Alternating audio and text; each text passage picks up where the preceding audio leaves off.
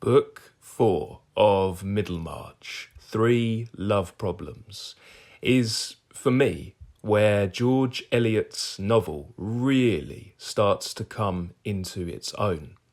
That's not to say that the previous 3 books weren't beautifully crafted. That's not to say that they didn't present compelling characters, and that's definitely not to say that they weren't packed with cognitively challenging essays from our omniscient narrator, because they absolutely were. The 3 previous books have led us here, and in my opinion, they have already secured the novel's status as a masterpiece.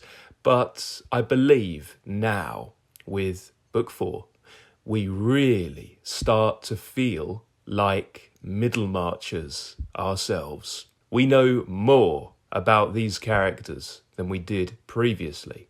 Perhaps our affections for some deepen and develop, and perhaps with others our feelings become moderated. Perhaps we start to extend new sympathies to some characters and withdraw it from others. We also see the grand interplay of individual lives, how they intertwine, how they influence one another, and how a seemingly small individual or event can have a significant ripple effect. This 4th instalment hit the English bookstands in June of 1872. We're told the events in this section take place in May, and so we once again have a strange sense of temporality. If we're following along in serial form, the timescale isn't out by much.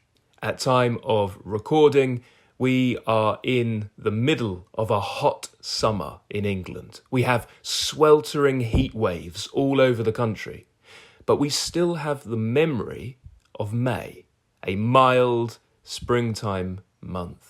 One of the reasons why reading Middlemarch in serial form is so delightful is because we don't just feel as though we are growing alongside the novel, we actually are growing.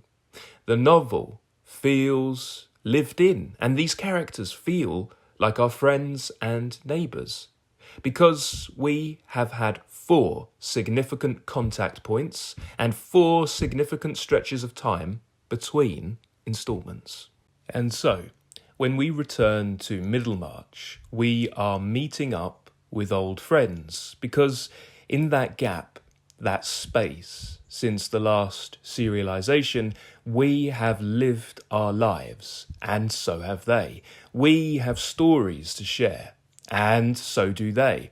We now have a story to catch up on, and the longer we have another's acquaintance, and the more consistently we return to them, the deeper our friendships become. And neuroscientists have actually found that engaging with literature activates the same part of the brain that is tasked with solidifying friendships. The serialized aspect of Middlemarch is very important for this. Angus Fletcher, a great critic, in discussing the serialization of Gothic novels and penny dreadfuls, particularly Varney the Vampire and The Demon Barber of Fleet Street, Fletcher draws our attention to what is known as the partial dopamine. We could talk about partial dopamine fixes. In order to induce us to read the next instalment, Fletcher tells us that authors must agitate our neural circuitry with dissonance and clang, and only resolve the tension set up in the previous instalment part way, treating us to half a neurochemical kick. And so we read on, with the intensity of our bond with fiction increased, not simply feeling a connection, but feeling a need for more connection. And George Eliot herself, who most certainly would have been up to speed on the latest neuroscientific research were she alive today, Eliot would have been fascinated and not at all surprised to learn about a part of the brain called the dorsal raphe nucleus, a region that helps us make friends, and a region that can be primed, firing our friend-making neurons by bonding us to story. The fourth book of Middlemarch, the opening chapter, chapter 34, the opening chapter of this instalment, begins with a burial. It is the burial of Featherstone, isn't it? It begins with a burial and a beautiful description of the May breeze blowing across the landscape. We're told it was on a morning of May that Peter Featherstone was buried. Middlemarch compresses all of life into one novel, and if you're following the story in serialized fashion, then it's likely that the themes and preoccupations that arise, it's likely that the events that occur have occurred recently in your own life or will do soon. Read a book over the course of a year, and it's likely that you have a funeral to attend yourself. And so, those ideas that Eliot implores us to ponder over the course of this book, those are ideas that we cannot help but take into our own lives too. So the chapter begins and we're told in the prosaic neighbourhood of Middlemarch, May was not always warm and sunny, and on this particular morning a chill wind was blowing the blossoms from the surrounding gardens onto the green mounds of Lowick churchyard. George Eliot does a number of extraordinary things in her works. As we've said many times over, she uses the novel as her essay form. She's very cognitively challenging. She's a philosopher. You can see that she's also something of an epic writer. And of course, we know that she was working on an epic before Middlemarch began. She's something of a poet, and her pastoral, rural descriptions are incredibly evocative and throw the scene up right before our eyes, don't they? There are passages in George Eliot that look like a painting, and we'll see that there's a reason for this. And George Eliot is very conscious of other art forms. She's very conscious of what painting can do, what music can do, and what literature can do. And it's beautiful pastoral passages like this that would go on to inspire writers like Thomas Hardy. Swiftly moving clouds only now and then allowed a gleam to light up any object, whether ugly or beautiful, that happened to stand within its golden shower. In the churchyard, the objects were remarkably various, for there was a little country crowd waiting to see the funeral. So it's an interesting scene because Featherstone's funeral, it's quite extravagant, it's quite lavish, and it has drawn a lot of attention. It's a packed funeral, and typically a funeral with many mourners would indicate that the person who has passed away was loved and popular in their lifetime. But here it does not. This funeral is attended by vultures. That's George Eliot's description. Vultures. They are vultures circling, waiting for what they can get their hands on. They're only there for the will, for the money. And Featherstone knows this. And we're going to see that the rigid clutch of Featherstone's dead hand still exerts a force from beyond the grave. He has designed the programme of his funeral in order to have one last laugh at the expense of his family, friends and acquaintances. Here's George Eliot with her typical authorial intrusion. Page 324, if you're working from the Penguin, chapter 34. Eliot says, "We are all of us imaginative in some form or other, for images are the brood of desire." I love that. I love that pre-Freudian conception of desire, dreaming and sublimation. Images are the brood of desire.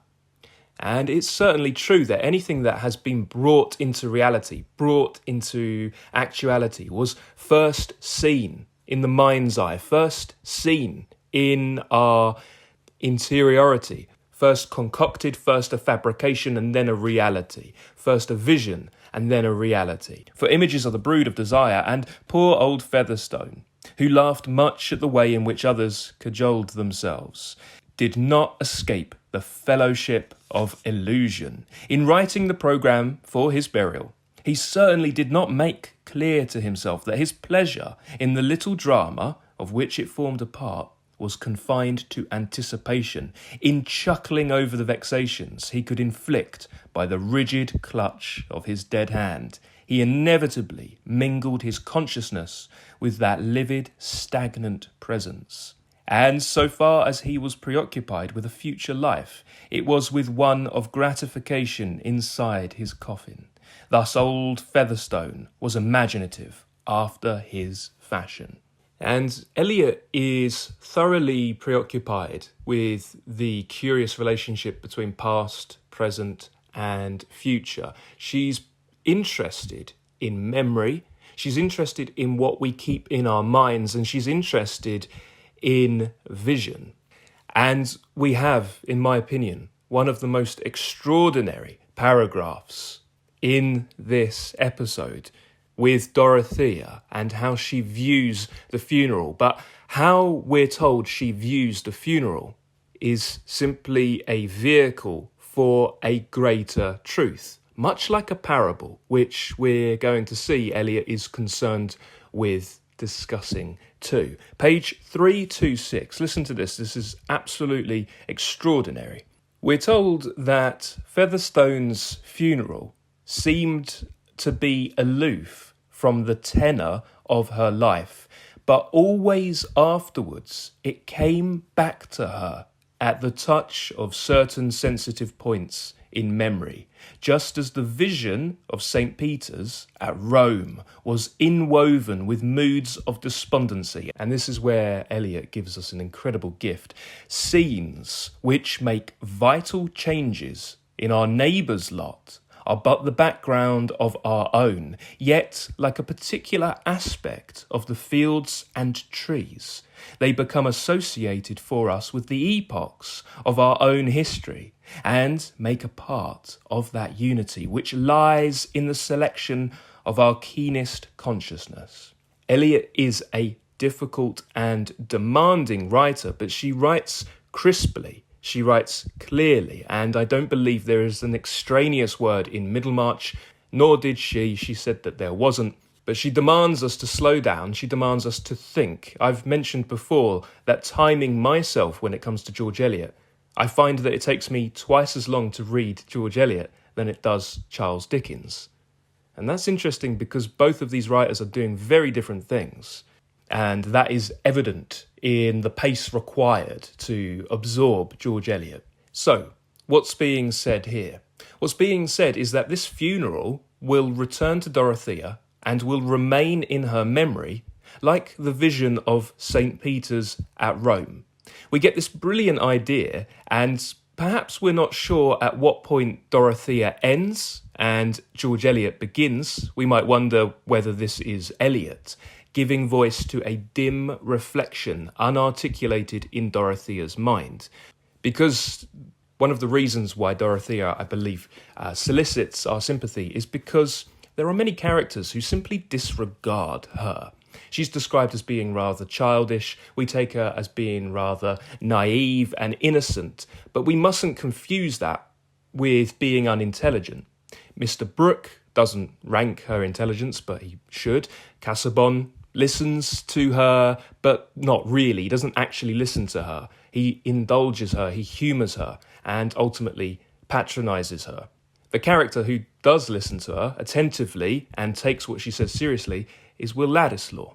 And so we might wonder if this thought is kind of Dorothea's thought, and yet she cannot articulate it. So George Eliot is helping to bring this thought up from the darkness of her consciousness and give it light. And it's a tremendous thought, because we get this idea that the significant events of the lives of others are the background of our own lives. Let me repeat that, because I love that idea.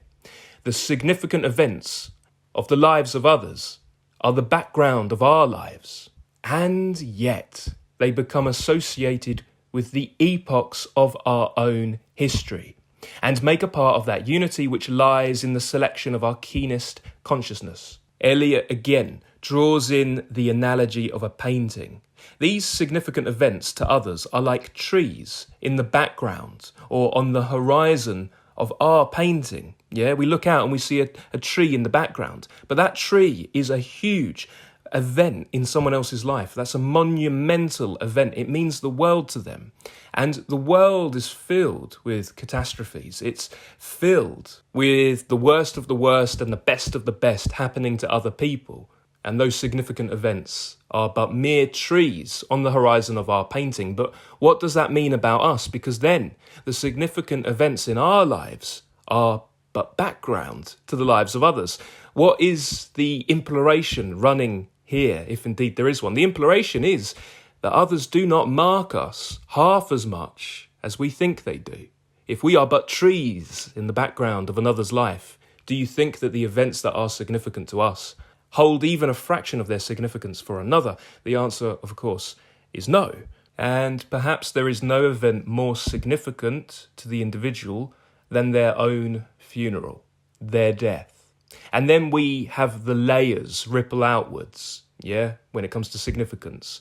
Immediate family, the death of somebody who's very close to you is going to be more significant to you than it would be to someone who didn't really know the deceased. Those outward ripples go from immediate family to friends and then to neighbours, to people like Dorothea who wouldn't have even witnessed this scene of old Featherstone's funeral and would have remained shut up in the library had it not been for her visitors. But we scaffold our own development and insights onto such events. And the point here is that Featherstone had the power to affect those around him significantly. And we see that he does. But is he to blame for his malicious impulse? Because this doesn't feel like a funeral, does it? When you're reading through this scene, it doesn't feel like a somber occasion or a celebration of the life of the deceased. It doesn't feel like that at all. It feels like a joke, because it is a joke. It's a prank from beyond the grave. He is poking fun at the vultures who he knows will hover over him after he is gone. Dorothea talks of not being able to bear that anyone should die and leave no love behind. And that's quite an insight, and it's quite a revelation of character, and it's prompted by the tree on the horizon that is Featherstone's funeral. We see that there's no love left behind, and those who are close to him, and we might put close in quotation marks, they seem to want to know him only for what he can give or what he can do for them. And after his death, karmically, one could say that they are getting what they deserve. And in this passage, we also have this idea of memory as vision. If we think of people passing in our own lives, we likely look back on those memories which feel rather like visions. And when we look back, we can mark our own development. I distinctly remember the funeral of my godmother and aunt. I remember everything in my life taking on the weight of symbol at that time. And when I look back, the memory feels like a vision, and it's also a yardstick of my own emotional development. And it's interesting that when a tragedy happens, you probably have many that come immediately to mind. When a tragedy happens, people will ask later down the line, where were you when ... When this happened, where were you? Everybody knows where they were when this and this happened. And so, if that's the case, then these events really are more significant than a tree on the horizon. But not for the reason that they are significant to the people in question, but they're significant to you. And we see this extraordinary, divine perspectivizing in the individual, with this moment, this funeral, connecting Dorothea with something greater than herself. All of the mourners attending the funeral, they're not filled with grief, they're not filled with sadness. But it's interesting that Dorothea, the sensitive soul that she is filled with a sense of loneliness. And the effect that perhaps we would wish to have upon others when it comes to our funeral, the effect of inspiring somebody after our passing, the effect of essentially imploring the funeral goers to live a good and honest and virtuous and noble life. Well, wouldn't that be something to go after if one were to attend your funeral and find themselves sad and inspired to do better?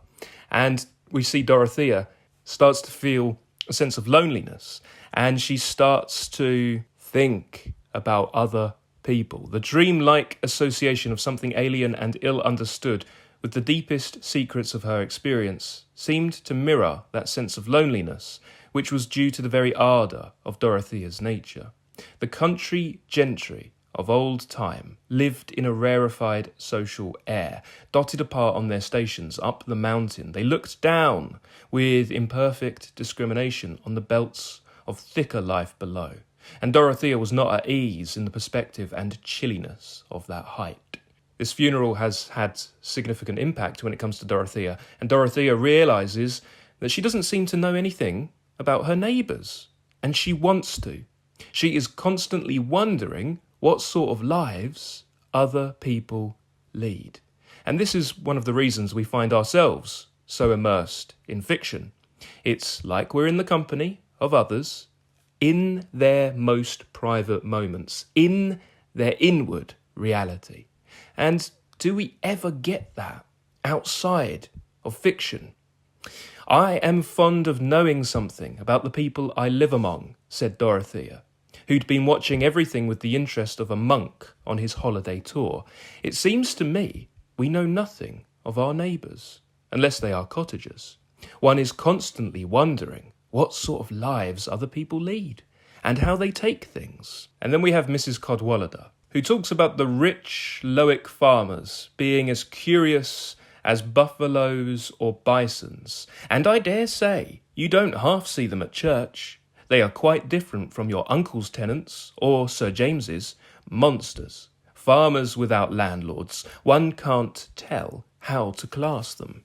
Knowing how to class another is quite a prevalent concern when it comes to the Middlemarchers. There are a lot of crippling and stifling assumptions that would hold the individual in this society from actualising, self-actualising, embracing their vocation. We see in Middlemarch that society pushes back against the individual, pushes the individual down. And the individual, when wanting to bring a vision to fruition, when wanting to do good in the world, isn't battling an abstract notion in a vacuum. They are pushing up against all of society. And this idea, this anxiety of not knowing how to class another, makes me think of James Baldwin. And these two writers share more commonalities than one might initially think. They're both, in their own way, essentially talking about reform. And I'm reminded of Baldwin talking about essentially this very thing, classifying, identifying, oppressing. We like to classify others because we're tribal creatures. We're keeping and maintaining in-groups and out-groups. One of the surest ways to solidify an in-group is to establish firmly the out-group, who's not part of this group. It's important to know what another is, because that swiftly becomes shorthand for whether they are one of us or not, and we have our opinions ready-made, imported from our class straight into our minds, and we don't have to think. We don't have to humanise. Baldwin would tell us that we enter a contract in which if we believe we are oppressed, then the notions of oppressed and oppressor remain. And this is an interesting period in history because we are witnessing the takeoff of reform. We're right on the cusp of that first reform bill coming in. And what Eliot successfully conveys is the difficulty of getting change started. Now, it's a lot easier to keep momentum that has already built up, but getting that initial momentum is really difficult because people are resistant to change. And I believe we see some of that resistance manifest in an anxiety concerning classification, identification, what one is, what one can do because of the station that they are born in, and what one cannot do. And we end this chapter with news that Will Ladislaw, Casaubon's cousin, not his nephew, mind you. So once again, we get that intense anxiety around classification. Exactly what is he? What is his relation to Casaubon? Casaubon is keen to emphasise that it's a cousin, yeah? Maybe a little bit removed even. Definitely not his nephew. We get news that Will is coming to town to help Mr. Brooke. And Casaubon doesn't much take kindly to this news. Chapter 35 begins in an extraordinary way. I love how Eliot begins her chapters. She begins this chapter, and we're on page 331, she begins this chapter with a little prologue to the scene about to unfold, and she describes the vultures attendant upon Featherstone's funeral, and she brings in a metaphor of Noah's Ark. When the animals entered the ark in pairs, she writes, one may imagine that allied species made much private remark on each other, and were tempted to think that so many forms feeding on the same store of fodder were eminently superfluous, as tending to diminish the rations. And then, in parenthesis, in brackets, we have the most important part of this paragraph. In literature, often the most important things are disguised as asides. Eliot says, I fear the part played by the vultures on that occasion would be too painful for art to represent, those birds being disadvantageously naked about the gullet, and apparently without rites and ceremonies. So here, Eliot, continuing to prove herself endlessly interested in visual representation and art as mimesis, imitation. Here she shows that in some ways, literature can do things that painting cannot, because these vultures would be too painful for art to represent. And it's quite a grand metaphor, isn't it? And we don't see humans here. At least I don't. I don't see a gathering of humans. I see animals. I see vultures. I see birds of prey. And I see them all huddled together in the ark as the flood rises. It's the end and beginning of the world in this provincial town at this man's funeral. Think about what it means when we talk about getting our place on the ark. What does that mean? It means that these people want to be saved from the flood, from the destruction, but they will soon find that they have no place on the ark and will be washed away. At the funeral, we also meet a frog-faced man by the name of Rigg. Joshua Rigg, or Joshua Rigg Featherstone, for he must take his father's name. Yes, the frog-faced man, and Eliot is very keen to insist upon the amphibian likeness of this man. He is the illegitimate son of Mr. Featherstone, or his love child, the prospect of which Fred cannot help but laugh at. So we have a frog among the vultures, and this frog-faced man is described as a strange mourner. But is he really that strange? Strange why? Because these people do not know him? Are these people not the real strangers? The realisation that we are not the main character can be shocking. And that is the realisation here, that all along there has been this established fact, there's been this presence, there's been this person, all along, right under our very noses, and we didn't know about it. And we have formed our world view without it, and so we have formed an incomplete picture. And we come up with consoling mindsets in order to minimise the humiliation we feel when we realise that we're not the main character, we're not the centre of attention. Perhaps we are the tree on the horizon. Of course, we are those trees on the horizon to other people.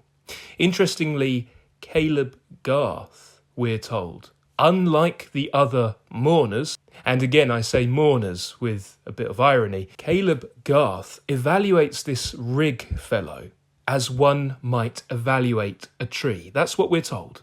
That's not a coincidence. He evaluates him as one might evaluate a tree. And that makes me wonder about the kind-hearted, sensitive substance that connects Garth, connects Dorothea, and Eliot herself.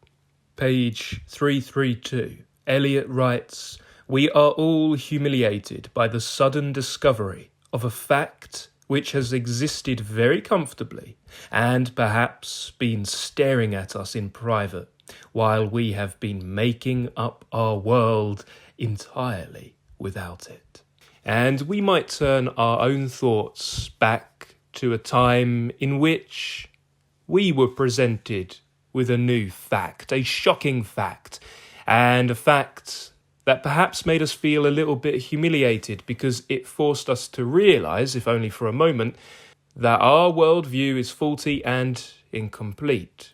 And this idea reinforces what Dorothea is saying, her realisation that she doesn't know her neighbours as much as she would like to, as much as she should.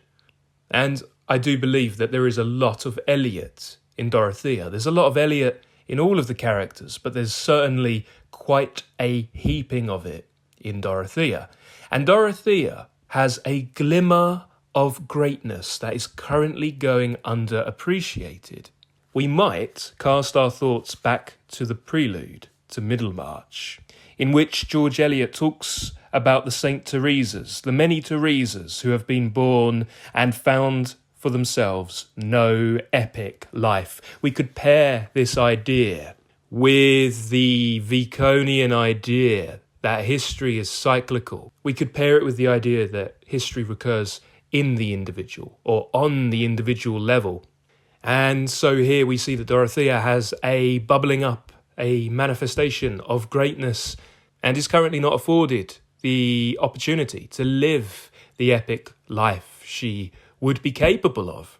Now, who would we rather be? Because as readers, we're in this strange intermediary space, this ethereal realm where we can survey the whole world that Eliot has created for us. And so we can choose who we would like to align ourselves with, and that can have quite a tangible knock-on effect for how we govern ourselves in our own lives. Would we rather be one of those who are shocked and humiliated at the discovery of a fact that has been staring us in the face?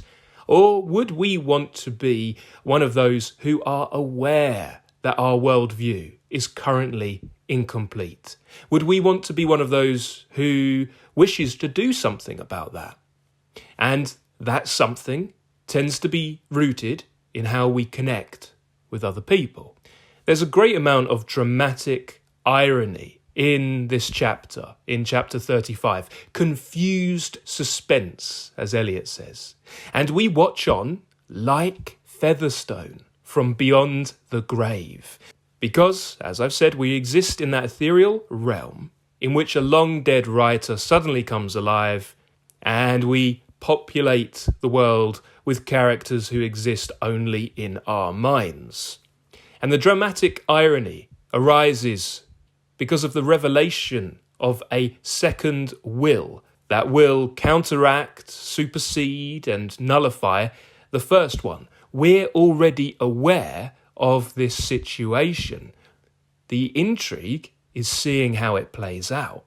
So we're aware of a little bit more than the mourners. And so we are privy to the fact that is staring them in the face, the fact that is about to have a really serious effect upon all of them. We're aware of it, and they are not. And in that way, we also find ourselves aligned with Mary Garth, because she is also privy to the same information. Again, we might find ourselves thinking about all the facts that we do not have in our own lives and how we form our world views without them. So we know that Mary Garth was tasked with burning the second will, and she did not want to get involved. And we've had some time since the last instalment to think about that. And in that way, perhaps we get a little glimpse into Mary Garth's own inner struggles. On page 335, we're told, perhaps the person who felt the most throbbing excitement at this moment, at the discovery of the second will, was Mary Garth, in the consciousness that it was she who had virtually determined the production of this second will, which might have momentous effects on the lot of some persons present. No soul, except herself, knew what had passed on that final night. No soul, except the soul of George Eliot, and except our souls, right? And so she knows that what happened that night when Featherstone passed away, and her refusal is about to have a significant effect. Tossing a bit of paper into the fire, in and of itself, isn't a significant action, but it's significant for what is on that piece of paper and what is about to take place. It's not the burning of a piece of paper, it's the burning of this man's last will and testament, and in his final moments, he decided against having that second will. And very often it's pertinent to remind ourselves that inaction is a kind of action. Choosing not to do something is still very much a choice with significant knock-on effects. And so we have Mr. Standish, Featherstone's lawyer, tasked with reading the will, and he says on page 336, I shall begin by reading the earlier will, since such as appears by his not having destroyed the document was the intention of the deceased. It's very theatrical, isn't it? But this lawyer seems to think that he's going to read the will that has been nullified by the second will first.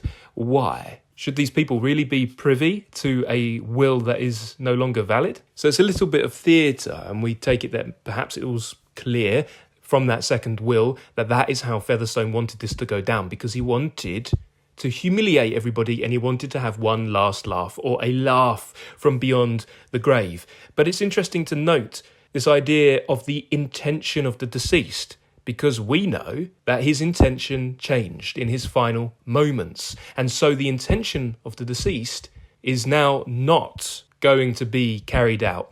The intention of the deceased at a certain moment in time, but we change our thoughts over time. When the first will is read out, we get this idea, again from Eliot, that we like to be done well by in every tense. She writes, one likes to be done well by in every tense, past, present, and future. And that sentence is just the tip of the iceberg, because we do want to be done well by in every tense, don't we? But what we're actually saying is we want people to consistently think well of us and act in our best interests, because past and future are constructs of the mind. And it's rather demanding to say that we would like to be done well by in another's thoughts consistently over the course of their life. And even if they amend or they correct or they change their opinions, we would really rather like how other people view us to be rather stable and positive. But firstly, the mourners here clearly haven't done much to deserve being thought of in a positive way. And secondly, we change our thoughts of other people over time. And that's one of the most exciting things about Middlemarch, is the fact that the deeper we get into it and the more pages we flip through, the more is revealed about the characters. And when more is revealed about another, of course, our response is going to deepen because we're going to know more of them. Facts which we didn't have before will alter our perception. And so it's a tall ask to be asked to be done well by in every tense, when how we consider others in every tense is liable to change. But we have this really complex, shifting attitude to reality. Because in life, things have been done to us, against us, for us, before we've even noticed. And they come out when it's too late. They come out, are amended, ameliorated, or worsened. And we live in this suspended reality between revelations of fact, which prompts Eliot to say on page 337 that all emotion must be conditional. I really do adore George Eliot's prose because you can clip out, you can excise a sentence here and there, and it takes on the weight of an entire philosophy. All emotion must be conditional and might turn out to be the wrong thing. And that's because we do not know if the next moment will involve a revelation that makes such emotions as the ones currently experienced or experienced a moment ago inappropriate. In Eliot's past, present and future, we might see some of her deep reading of Wordsworth, specifically Wordsworth's Prelude, that surfaces now and then in George Eliot. In Wordsworth's Prelude, past and future are the wings on whose support, harmoniously conjoined, moves the great spirit of human knowledge. One might wonder if it's knowledge we truly seek, or if it's connection, if it's love, if it's acceptance by others and acceptance for others. Perhaps knowledge, first and foremost, primarily seeking knowledge. Perhaps that's a dead end. Perhaps that's a labyrinth, a Casaubon-like labyrinth. And perhaps when Dorothea talks about wanting to know more about her neighbours, what she's potentially actually saying is she wants to feel more connected with others and accepted and wants harmony and unity. And we know that Eliot herself felt isolated from her family growing up, and she sought to heal the rift that was external to her by becoming author to characters whom she understood individually and in relation to each other and in relation to past and future. And it's an interesting experience reading Middlemarch. I find it to be incredibly immersive, so it feels very present. It feels like I have slipped into the now. I have slipped into the time and the place that George Eliot is detailing. But of course, we also have dramatic irony. So we exist not only in the now, in the present, which is the past, but we also have knowledge of the future. And the future of that novel is still past to George Eliot and is quite long past to us. And so curiously, as readers, we know both the Middlemarchers' past and their future. In fact, we start off by knowing more of their future than their past. Their past, their character, the events that compose the fabric of their lives is revealed as we read, but we come to the novel with an understanding of where they're headed. And what we're excited to learn more about, I think, is not where they're headed, but how they get to where they're going and where they came from. And as we wait for the revelation of the second will, on page 337, we see that whilst Eliot is a fan of visual art, we are given a reminder that Middlemarch is a grand musical piece with this passage. There was still a residue of personal property as well as the land, but the whole was left to one person, and that person was, oh, possibilities, oh, expectations founded on the favour of close old gentlemen, oh, endless vocatives that would still leave expressions slipping helpless from the measurement of mortal folly. that residuary legatee was Joshua Rigg, who was also sole executor and who was to take thenceforth the name of Featherstone. I love that. Oh, and the rise to the climax, the revelation. But ultimately, whether George Eliot gave us her story in musical form, whether Middlemarch had turned out to be a painting, or whether we're talking about literature, ultimately Eliot always would have been something of a writer of parables, which is rather strange to contemplate given just how incredibly realist Middlemarch is and how psychologically complex the characters are. But that realism is something of a smokescreen. And George Eliot is a writer of parable, she is a writer of fable, and she is an epic writer through and through. She ends this chapter, page 341, with a short essay on low people and true stories being told in parables. And this is really splendid. After saying that no soul was prophetic enough to have any foreboding as to what might appear on the trail of Joshua Rigg, again we have that idea of no soul knowing this, no soul knowing that, and there's an irony there. Eliot goes on to say, "Here I am naturally led to reflect on the means of elevating a low subject. Historical parallels are remarkably efficient in this way. The chief objection to them is that the diligent narrator may lack space, or what is often the same thing, may not be able to think of them with any degree of particularity, though he may have a philosophical confidence that, if known, they would be illustrative. It seems an easier and shorter way to dignity to observe that, since there never was a true story which could not be told in parables, where you might put a monkey for a margrave, and vice versa, whatever has been or is to be narrated by me about low people may be ennobled by being considered a parable."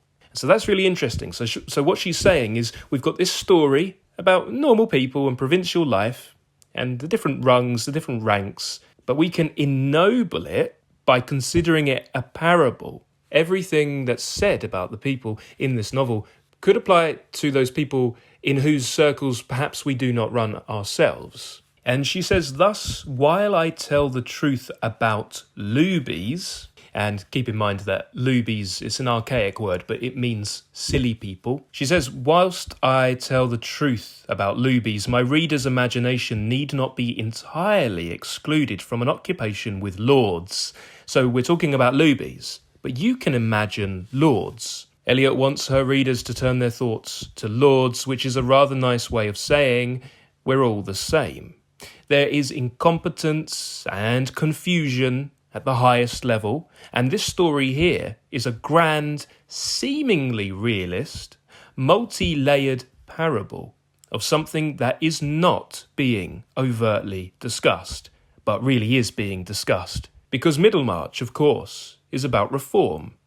It's about change. It's about politics, and it's about the people who become politicians. And she ends this chapter by saying, "As to any provincial history in which the agents are all of high moral rank, that must be of a date long posterior to the first Reform Bill. And Peter Featherstone, you perceive, was dead and buried some months before Lord Grey came into office." So the people, key to history, the trees on the horizon, they lived before the first Reform Act was passed, and Featherstone was buried before Lord Grey became Prime Minister. The first Reform Act was in 1832, and it was a landmark act of reform, but historically still a small but significant stepping stone. This first Reform Act gave the vote to small landowners, tenant farmers, shopkeepers, and householders with a yearly rent of £10 or more. But it also explicitly barred women from voting by stipulating the voter as male, defining the voter as male. This act also removed parliamentary seats from the rotten boroughs, or the pocket boroughs, so called because they were essentially in the pockets of a wealthy patron or a few wealthy patrons. What's a rotten borough or a pocket borough? Well, essentially, it's a tiny electorate in which a patron could exert unrepresentative influence. For example, until the Reform Act, Old Sarum in Wiltshire, an uninhabited hill, elected 2 members of Parliament. So what we have here is an unfair, exploitable loophole. Another example of this inequality, because it is inequality, is with Manchester. Manchester was a rapidly expanding city since the Industrial Revolution, and yet was merely a part of the constituency of Lancashire, when it should have been able to elect its own MPs. Bear in mind that Eliot is writing Middlemarch decades later, in which the cascade of reforms, the dominoes, have already begun to topple. But in her time, the conversation around reform is still lively. No longer in its infancy, but very much a lively one. And we see that John Russell's government falls after being able to get a reform bill passed, and disorder ensues. And so in that request for the reader to consider the lives of Lubies to be a parable of lords, she's also very subtly saying, I'm talking about reform, and I want to talk about our current times, but to do so I'm going to go back to the not too distant past, and we're going to have the conversation there. It's ingenious. And if you're a writer and you want to talk about our times, you might consider going backwards and examining the chain of events that led to our times and telling that story. Because in telling that story, you're actually telling the story of our time, but you're not too close to it. That's the danger of contemporary events being discussed in novels, because we're very close to it and it can very easily become dated. But you can get around that expertly by placing your narrative a few decades back in the past. And keeping with this idea of parable for just a moment longer, I think it's interesting to contemplate the idea that it's the form of Middlemarch that troubled Henry James. He saw Middlemarch to have a lack of concentration. But Eliot wrote many essays about form in art, both directly and indirectly. And she wrote about the necessity to estrange, essentially, in order to isolate and make distinct, estrange in the service of unity. It's the sense of otherness that leads the way to connection. But the trick she's playing here is convincing everybody that this is a realist narrative, close to life, with a form that services that, when perhaps what she's actually giving us is a parable, a poem, or a mythology. In chapter 36, we start to see that knock-on effect of Featherstone's will. We see that Mr. Vincey considers themselves ruined. That's the word, ruined, since hearing of the will. This means that Fred will have to make his own way in life. They wrongly assumed that he would receive a nice windfall. This also means that he no longer wants Rosamond to marry Lydgate, because Lydgate doesn't have any money. Now, why should he favour a man who only has his connections to recommend him? That didn't turn out well with Featherstone, did it? Forget potential. So he doesn't want to consent to that marriage anymore. Damn relations, said Mr. Vincey on page 343. I've had enough of them. I don't want a son-in-law who has got nothing but his relations to recommend him. Why, my dear, said Mrs. Vincey, you seemed as pleased as could be about it. It's true I wasn't at home, but Rosamond told me you hadn't a word to say against the engagement, and she has begun to buy in the best linen and cambric for her underclothing. Not by my will, said Mr. Vincey. I shall have enough to do this year with an idle scamp of a son, without paying for wedding clothes. The times are as tight as can be. Everybody is being ruined, and I don't believe Lydgate has got a farthing.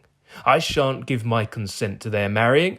Let 'em wait, as their elders have done before 'em." So we're being invited by Eliot to contemplate the idea of a will, not just a last will and testament and one's will from beyond the grave, but will as in what you want for yourself and your family and society.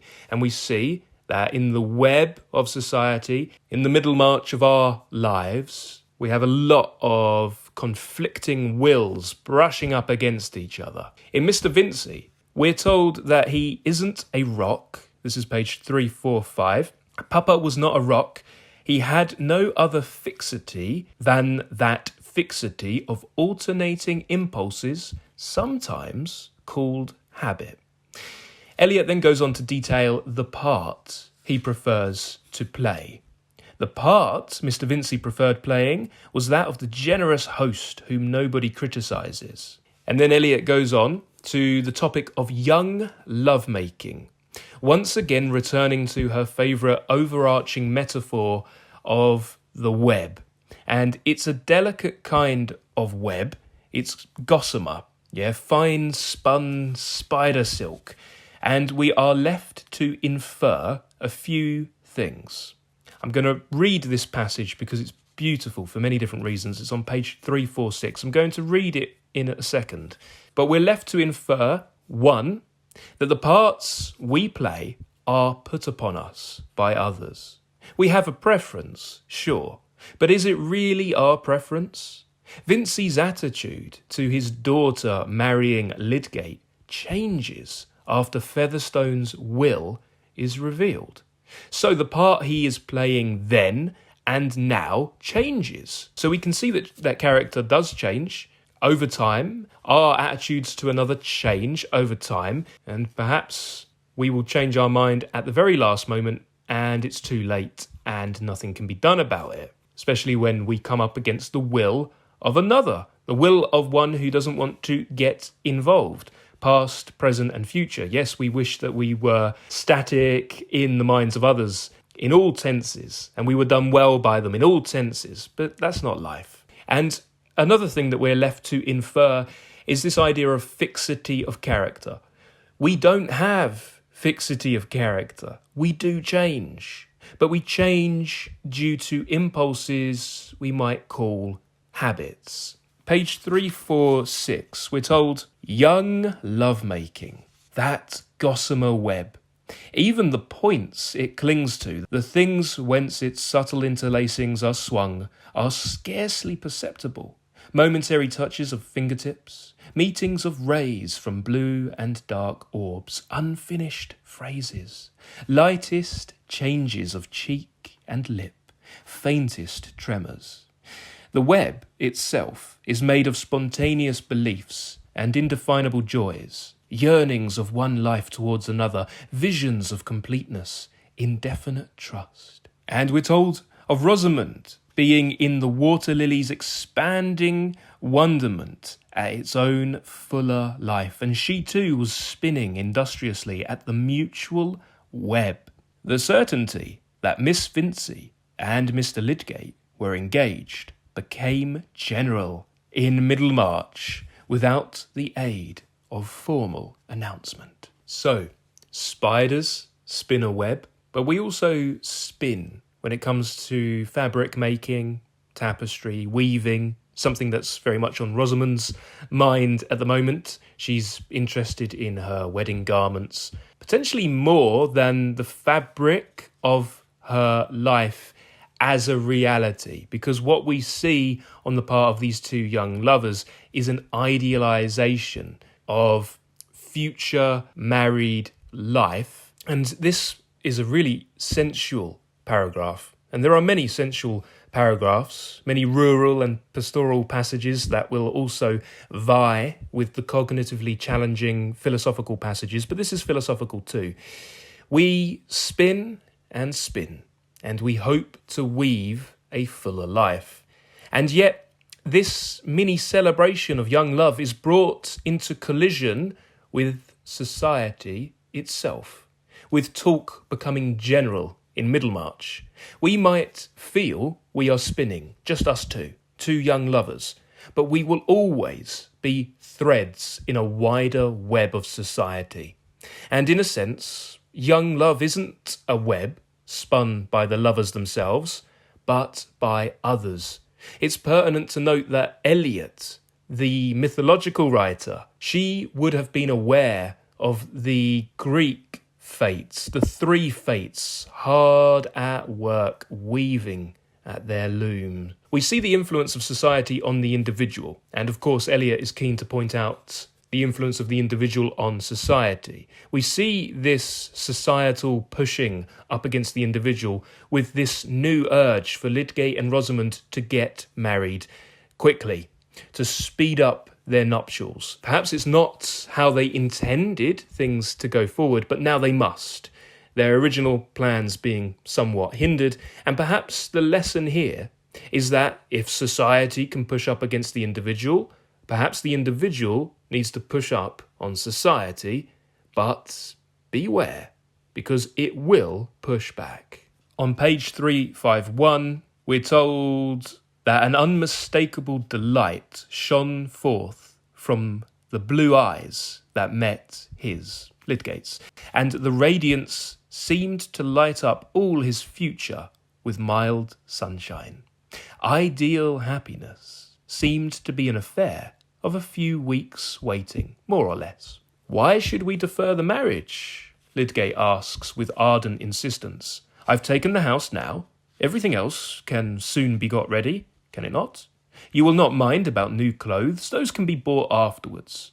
What original notions you clever men have, said Rosamond, dimpling with more thorough laughter than usual at this humorous incongruity. This is the first time I've ever heard of wedding clothes being bought after marriage.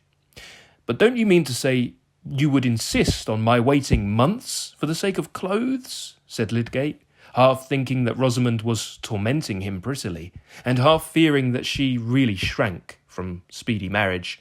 Remember, we are looking forward to a better sort of happiness than this, being continually together, independent of others, and ordering our lives as we will. Come, dear, tell me how soon you can be altogether mine. And perhaps we already have a sense that it's something of a fiction.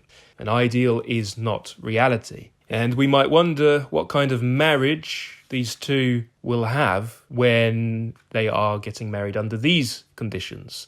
It seems to be an affair that Lydgate just wants to get over and done with swiftly, justifying the fact that they have so much more to look forward to after the fact. Whereas Rosamond, of course, wants to enjoy the process, she wants to get the best clothes, and she wants it to take the appropriate amount of time. And so they're not quite in agreement here.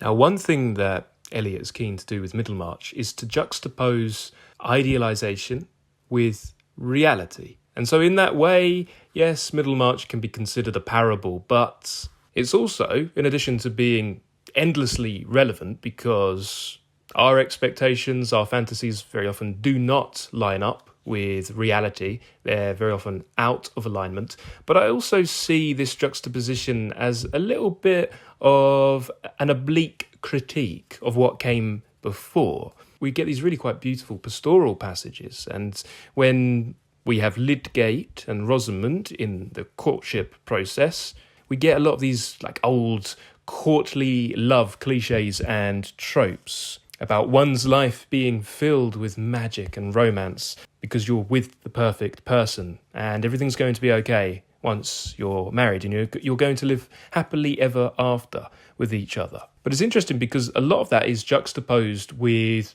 the gritty reality, the unromantic reality of the world. And it used to be that novels pre-Eliot that dealt with rural life and country life would have been unironic idealisations themselves. Before Eliot, descriptions of provincial life would be brooks and forests, and if you keep going back and go back far enough, you would read about light-footed nymphs running around the hills. But with George Eliot, we have such a significant shift of gears in the history of literature. And in chapter 36, we see the intrusion of reality, the shattering in the form of Mr. Vincey, who is shattering the young lovers' idealisations. We might see Mr. Vincey as a manifestation or an overabundance of what Freud would call the reality principle, intruding into Rosamond, who's something of the pleasure principle. Quite marvellously, on page 353, he speaks of his disagreement when it comes to his daughter's marriage and immediately talks of the dissolution of Parliament. He talks about machine breaking. He's referring to the Luddites, of course, who, justifiably, finding their livelihoods threatened by the explosion of machine ingenuity, set about destroying those machines. He talks about all of this. He says, I hope he knows I shan't give anything. With this disappointment about Fred, and Parliament going to be dissolved, and machine breaking everywhere, and an election coming on, and Rosamond cuts him off and says, Dear Papa, what can that have to do with my marriage? And he says a pretty deal to do with it. We may all be ruined, for what I know. The country's in that state. Some say it's the end of the world. And I find it interesting to contemplate the idea that there never was a simpler time. There was never really a golden age. Halcyon days, they didn't exist. There was no simpler time. We have always been what we are, and I believe we will continue to be what we have always been. We will continue to think that the end of the world is right around the corner. Every generation goes through multiple crises, and maybe the details change superficially. But in every generation, we believe that indications of progress are actually the end of the world. And they are, in a sense, that it's the end of the world as we know it. And we can see why so many might be resistant to change, and we can see why the Middlemarchers themselves are resistant to change and largely anti-reform. We catastrophise with the changing times, and we allow the external to influence our intimate moments and our private lives. And at the beginning of chapter 37, we're told that the doubt hinted by Mr. Vincey, whether it were only the general election or the end of the world that was coming on, now that George IV was dead, Parliament dissolved, and we're given this list of things, Wellington and Peel generally depreciated and the new king apologetic. This doubt, hinted by Mr. Vincey, was a feeble type of the uncertainties in provincial opinion at that time. And so it might sound like he's being a bit overly dramatic, but his opinion's not even the strongest one among the Middlemarchers at the time. And we might wonder, and I do believe Eliot implores us to do exactly this, we might wonder what we are on the precipice of, because we are living in Middlemarch in a world that's on the precipice of reform. Where do we see the end of the world in our times? And what does that actually signify? We might wonder, who are the individuals who will push back against society in our times? We might wonder, who is society pushing on at the moment, forcing that pushback?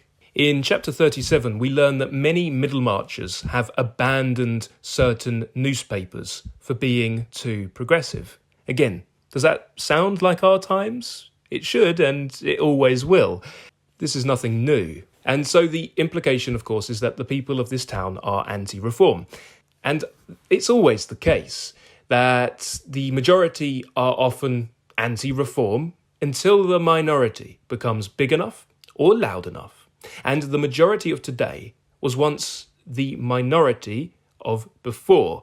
And still we have some issues today that only have a minority voice, but if we roll forward a few decades in the future, there are many things that are going largely unapprehended now, or only dimly apprehended, that will be everything in the future, that will be common consensus. There are things today that will alarm people, shock people, upset people, disgruntle people, or go completely ignored, that will be an accepted part of the status quo in the not-too-distant future.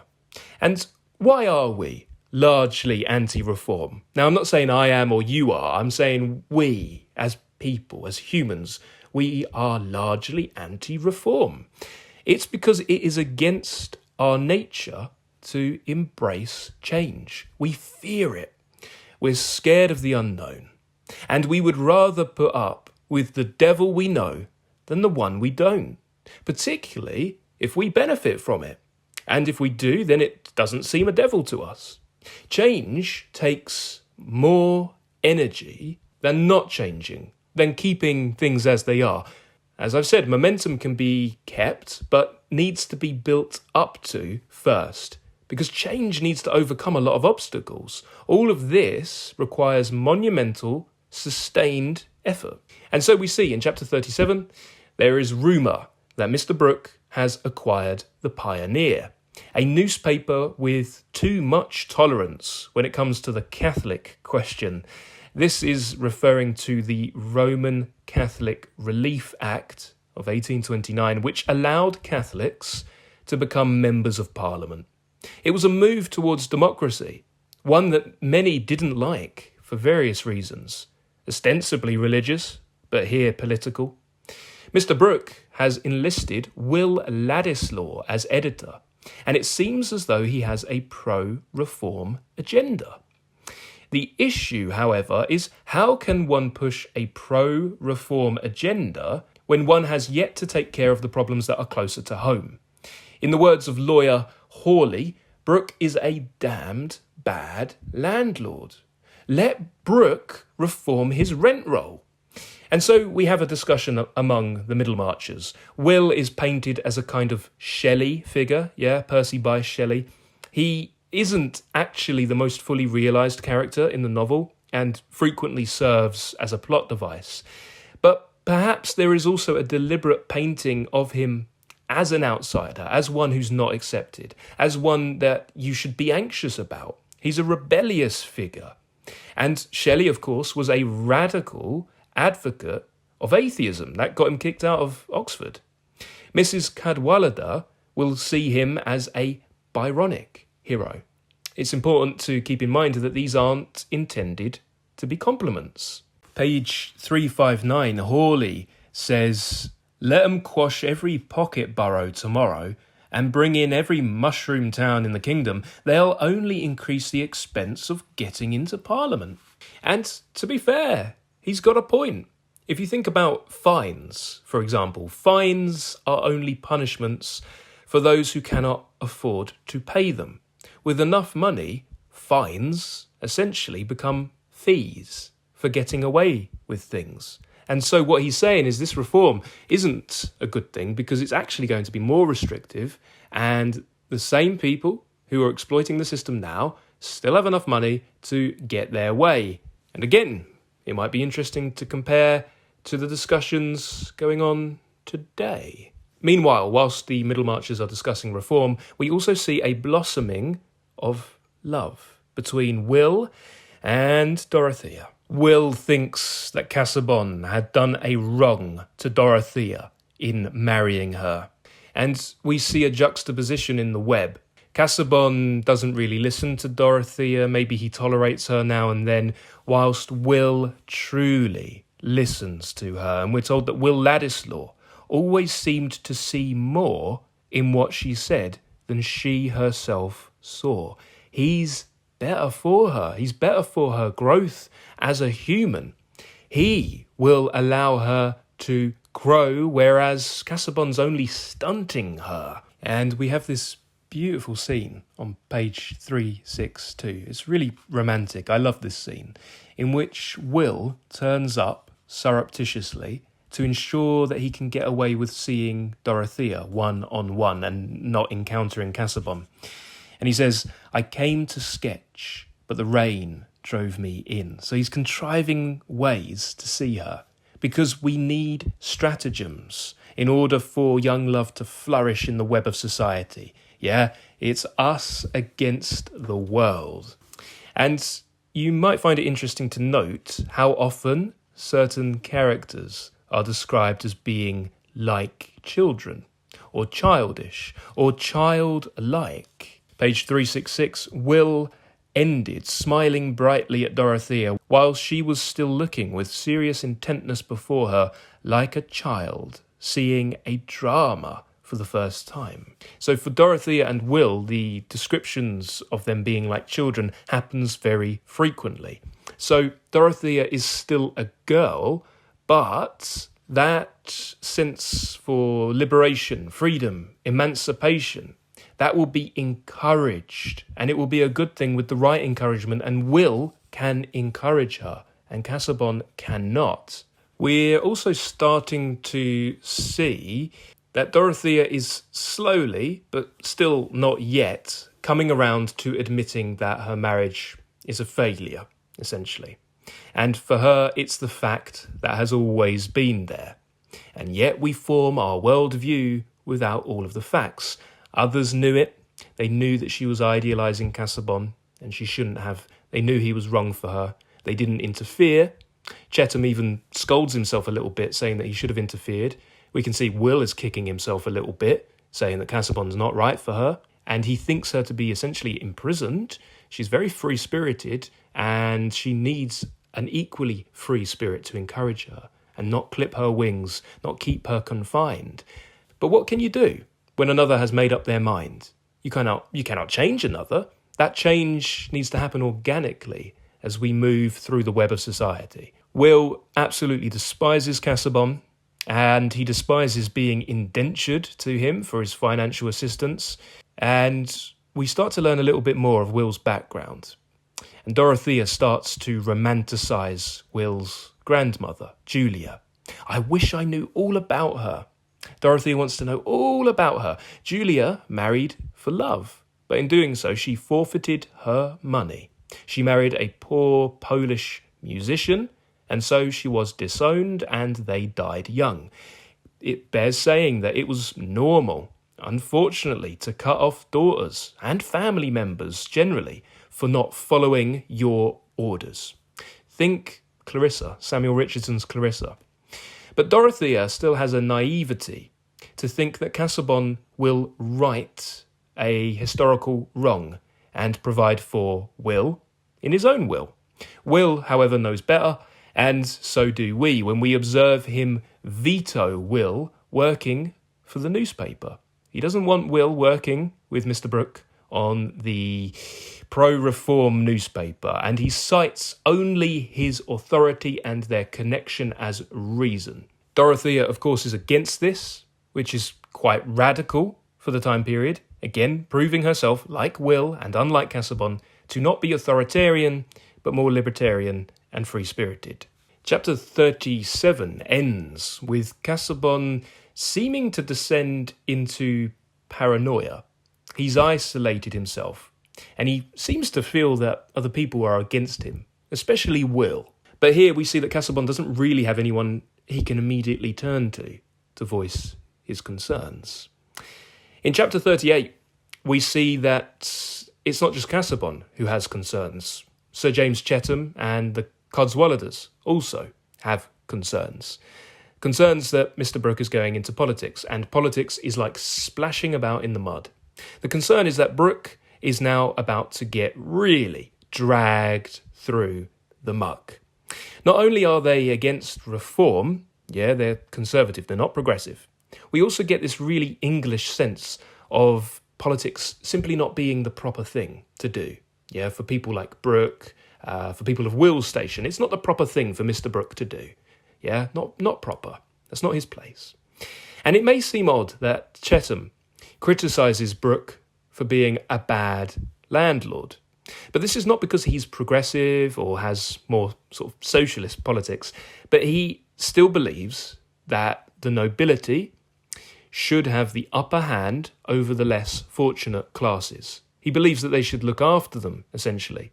Not out of the kindness of their heart, particularly, but because it secures their position, it solidifies it, and keeps the old established order of things. And we are treated to an example of the muck-raking that they are concerned about with a newspaper attack upon Mr. Brooke. It's quite funny. His response to it is quite funny. The writer charges him as roaring himself red at the rotten boroughs, and he says, I never made a speech about rotten boroughs in my life. But we end this chapter with the idea that, well, they have got a point. A landlord who treats his tenants poorly is pushing a reform agenda? It's a little bit strange, isn't it? And in chapter 39, we get this idea that reform should start at home. And Dorothea is the mouthpiece for this brilliant insight. And she's described as being childish, but we might wonder, well, who's the real child? Brooke here seems to be playing at politics, yeah? He's mucking about with capital punishment, whilst laughing at the innocence of her suggestion that he should focus on how he manages his own estate. If Dorothea is a child, then we could all do with a bit more of that wisdom of children. We have no right to come forward, says Dorothea, and urge wider changes for good until we have tried to alter the evils which lie under our own hands. And I must say that every time I come across that passage, I give it a little round of applause. The problem is, if Brooke comes forward urging reform, there is going to be some inspection into how he runs his own affairs. So it's not going to look good. It's going to look hypocritical. Now, we say reform should start at home, but what happens at home? Home, we say, is where the heart is.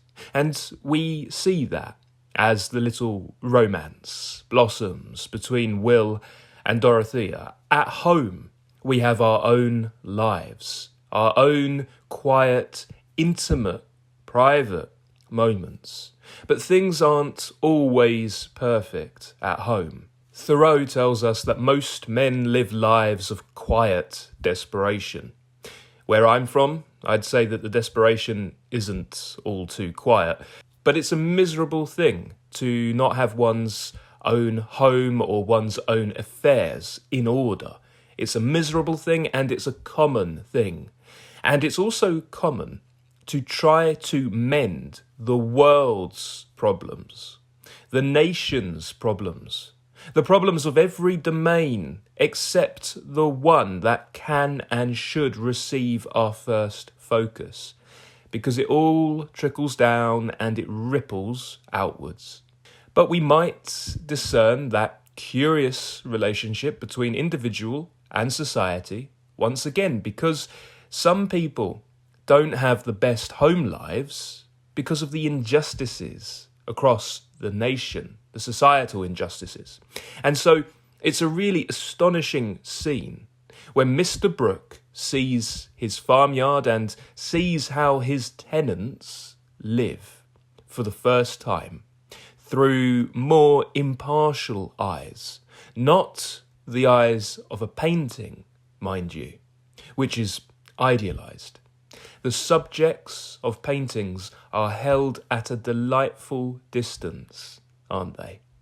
We talk about the sublime, and the sublime in art is that which inspires fear or awe. It's something that, were it to actually be facing us, would be very, very dangerous. But because it's in a painting, it's at a distance and it's delightful. Well, that's the same when it comes to romanticising poverty too. It's held at a distance. The artifice removes the reality of the situation. In that representation, it becomes less than real. The representation often removes the reality of the situation depicted. Eliot talks of the softening influence of the fine arts. What a brilliant phrase, the softening influence of the fine arts. We see that with the romanticising of poverty. Not our own poverty, of course, but the poverty of others. And it's much easier to romanticise the poverty of another. Much more difficult to do that when you're the one living with it.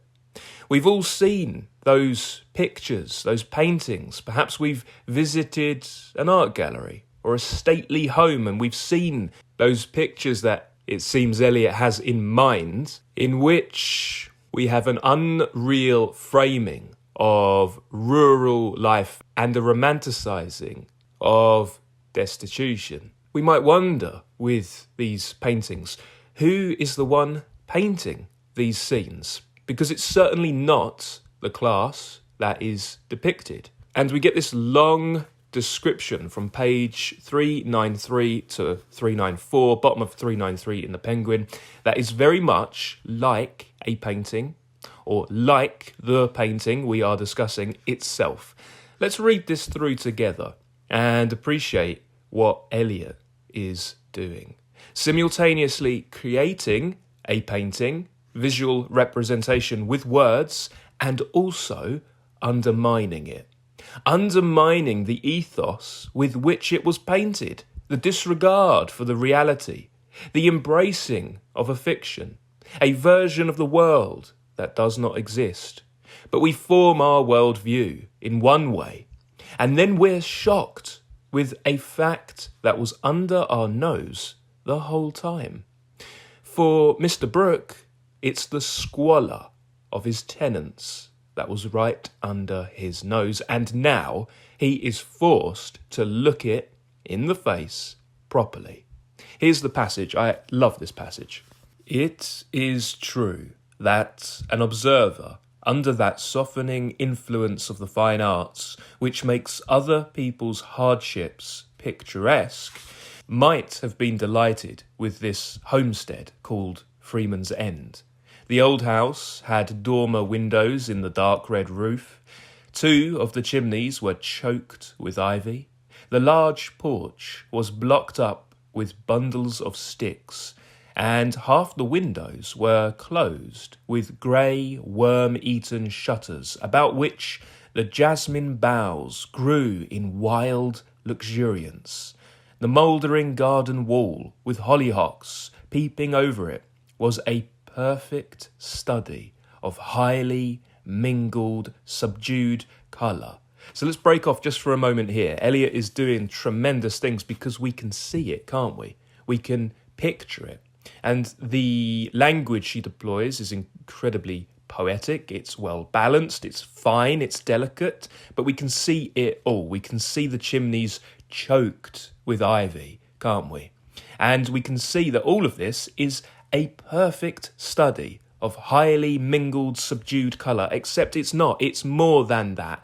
And she's going to emphasise the fact that it isn't simply a study. It's not simply colour on a canvas. This is somebody's life. And she writes that there was an aged goat, kept doubtless on interesting superstitious grounds, lying against the open back kitchen door, the mossy thatch of the cowshed, the broken grey barn doors, the pauper labourers in ragged breeches who had nearly finished unloading a wagon of corn into the barn, ready for early thrashing, the scanty dairy of cows being tethered for milking and leaving one half of the shed in brown emptiness, the very pigs and white ducks seeming to wander about the uneven, neglected yard as if in low spirits from feeding on a too meagre quality of rinsings.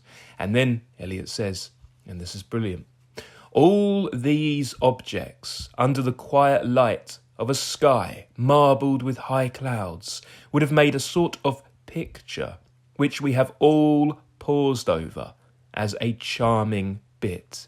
And we do so here, don't we? Because that's exactly what we're doing right now. We're pausing over it. And though we know that the shock is about to hit us, though we know that we're going to be asked, alongside Mr. Brooke, to contemplate the reality of this scene, and the reality is not as romantic as the picture would want us to believe, but we pause for a moment and think it charming.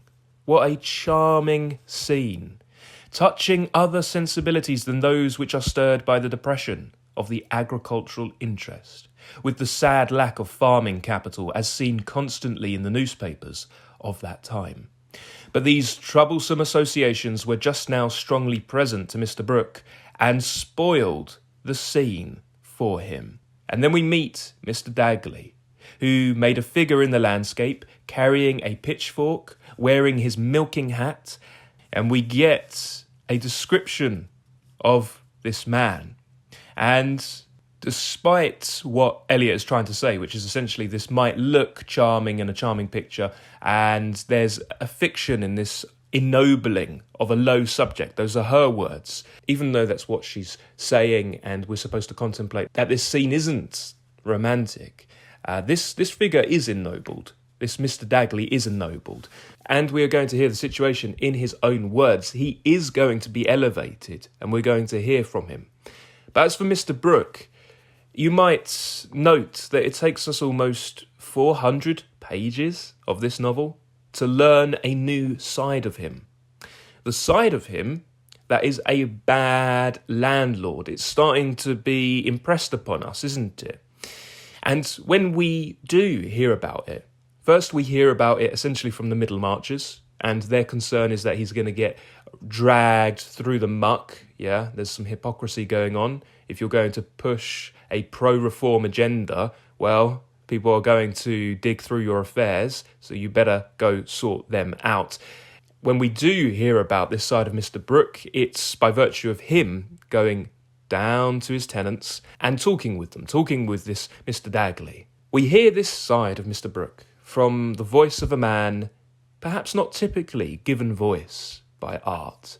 But here he is, dialect and all, and we start to get a sense of why Dorothea started drawing up plans for cottages. We meet Mr. Dagley's wife, Mrs. Dagley, and we also see that Dagley is, to put it mildly, rather disgruntled when it comes to his landlord, Mr. Brooke. "You've got no call to come and talk about sticks of these premises," he says, "as you won't give a stick toward mending." And Mr. Brooke says, "My good fellow, you're drunk." And all the labourers pause to listen to their exchange, and Mr. Dagley says, "I'm no more drunk nor you are, not so much. And them landlords as never done the right thing by their tenants 'll be treated in that way as they'll have to scuttle off. Says they, I know who your landlord is. And says I hope you're the better for knowing him. I aren't. And I made out what the inform were, and it were to send you and your likes a scuttling."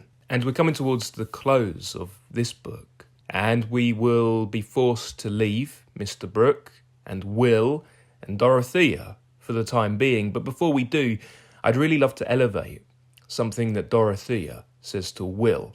On page 392, she explains her philosophy, her belief, the belief that comforts her. And she says to Will that her belief is that by desiring what is perfectly good, even when we don't quite know what it is and cannot do what we would, we are a part of the divine power against evil, widening the skirts of light and making the struggle with darkness narrower, which is brilliant. Desiring what's perfectly good, even if you don't quite know what it is and cannot do what you would really like to do, you're still part of the divine power against evil. And Will says that's a beautiful mysticism. It is and she cuts him off and says, "Please not to call it by any name. You will say it's Persian or something else geographically. It is my life. I have found it out and cannot part with it. I have always been finding out my religion since I was a little girl. I used to pray so much. Now I hardly ever pray. I try not to have desires merely for myself because they may not be good for others, and I have too much already. I only told you that you might know quite well how my days go at Lowick." "God bless you for telling me," said Will ardently, and rather wondering at himself. They were looking at each other like two fond children who were talking confidentially of birds. "What is your religion?" said Dorothea. "I mean, not what you know about religion, but the belief that helps you the most." "To love what is good and beautiful when I see it," said Will. "But I am a rebel. I don't feel bound, as you do, to submit to what I don't like. Is there a more beautiful realisation of faith and belief in all of literature than what Dorothea says here? Do not call it by any name, she implores. It's my life. And then she qualifies what she means by religion, by what belief helps Will the most. And this has always been my own view of religion, spirituality, higher calling, purpose. and meaning. Your religion is that belief which helps you the most. We move through Middlemarch and we might observe that most people choose their beliefs, or their beliefs choose them, not based on what helps them the most, but due to what they're supposed to believe. How one is supposed to think and act, or indeed do neither of those things, is conditioned by society. Our worldview is an incomplete one, and the fractured pieces that are there often do not serve. So what is the solution? Something needs to give. We're talking, always, about reform. We're talking about change. We're talking about striving for better and securing a better world for our neighbours. In chapter 40, Eliot, the scientist, moves strategically back to the Garth family, and I call her a scientist because if you look at the opening of chapter 40, page 399, she opens by saying, "In watching effects, if only of an electric battery, it is often necessary to change our place and examine a particular mixture or group at some distance from the point where the movement we are interested in was set up. The group I am moving towards is at Caleb Garth's breakfast table." So we get really close to these characters, we form an intimate acquaintance, we understand them. There's an element of Eliot being rather coldly analytical throughout and moving us among the Middlemarchers by design, quite deliberately, in order to observe cause and effect. And we see that the Garth family are seemingly saved from ruin by the whims of the rich. Again, these small things have a large ripple effect. The Garth family are in a bad financial situation due to Fred's debt, and Featherstone's death has not helped with that. His last will has not helped at all. Mary, who's busy sewing a handkerchief for Rosamond's wedding, is making plans to go and teach at a school. She feels a sense of duty to help her family. But the sense of dire financial ruin changes when Caleb gets his letter from Brooke. And it's interesting, we see that the Garth family are a very empathetic, very sympathetic, very kind, very loving family. And they feel a sense of duty, they feel a sense of obligation to help one another and to help their neighbours. And Fred, unfortunately, has not quite learnt his own lesson because he's kind of keeping his distance from the family, isn't he? Out of shame, perhaps. But interestingly, if we contrast Fred and Mary, we see that Mary feels guilt and shame. In fact, she feels responsible for Fred not inheriting a little bit of a fortune from Featherstone. And Caleb punts out the idea that he would like Fred to work under him or train under him, but there is a little issue of rank. There's that issue of rank again. And so his parents probably aren't going to want to go for that. And so we see in this network, this web, we can see how predefined social status can cramp us. It can inhibit us from realising our potential. We might call such social influences mind-forged manacles. That's a Blakean idea. It's also interesting to contrast how different characters are described because Eliot gives us clues as to greater character arcs. Dorothea, of course, is described as being rather childish. Mary Garth, is described as being rather plain. On page 407, we're told if you want to know more, particularly how Mary looked, 10 to 1, you will see a face like hers in the crowded street tomorrow. And the chapter ends with this idea from Caleb, who can be rather insightful.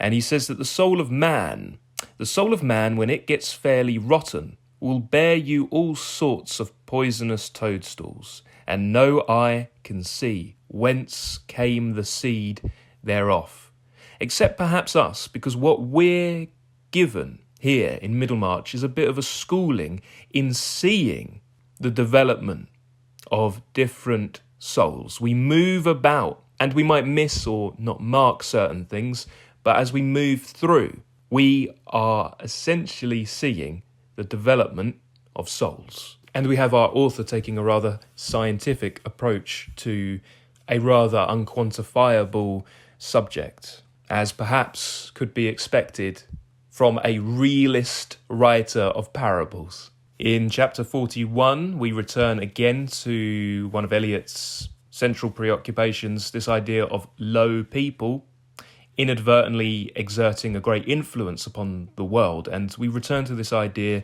by virtue of expanding the cast of characters that we know, because now we meet again Mr. Joshua Rigg Featherstone, and we also meet a rather unkempt man who is trying to persuade Rigg to give his mother some money. It swiftly becomes apparent that this unkempt man, this John Raffles, is Rigg's stepfather, and it's rather clear that Joshua Rigg despises his stepfather.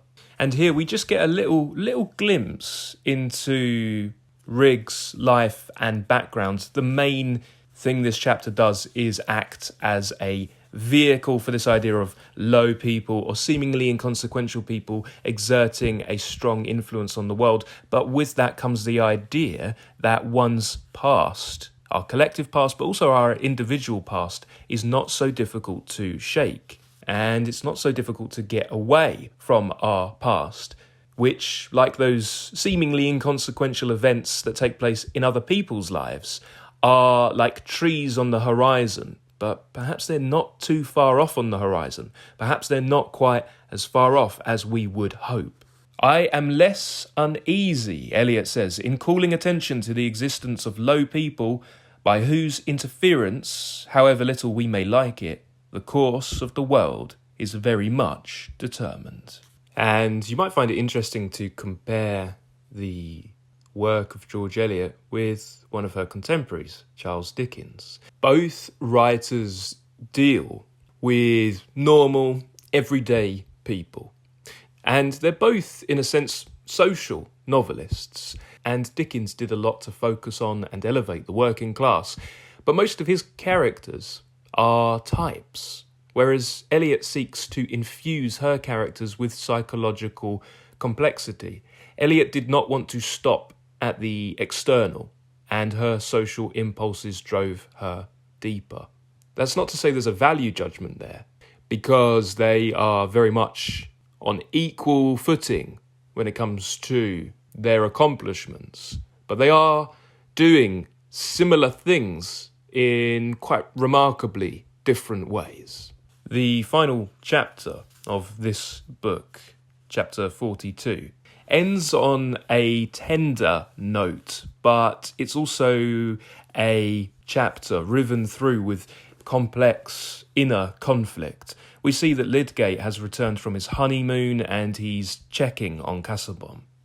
Casaubon, who is seemingly descending into paranoia. He's becoming really paranoid about what everybody else thinks about him. He's becoming really insecure. He's insecure about his work. He's insecure about his relationship with Dorothea. And he's concerned about Will Ladislaw and Dorothea. He's concerned that once he inevitably shuffles off this mortal coil, because his heart obviously isn't in a good state at the moment, he's concerned that his nascent death will be swiftly followed by Will's marrying Dorothea, and he believes that that would be fatal to her, and he feels obliged to stop it. And we can't quite tell if he genuinely thinks that that would be a bad thing for Dorothea, or if this is born out of jealousy. What we can get a sense of is that there is something there. There's some sort of sense of love, some sort of glimmer of loving Dorothea. It hasn't manifested itself at all well across the course of the novel, and he hasn't proven himself to be a very sympathetic character. But we do sympathise a little bit more with him towards the end of this chapter, I think.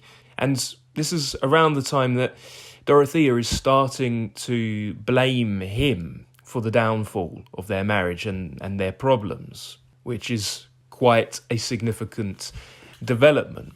And towards the end of the chapter, she decides to tell Casaubon that she's not going to come down for dinner and that she's not feeling well.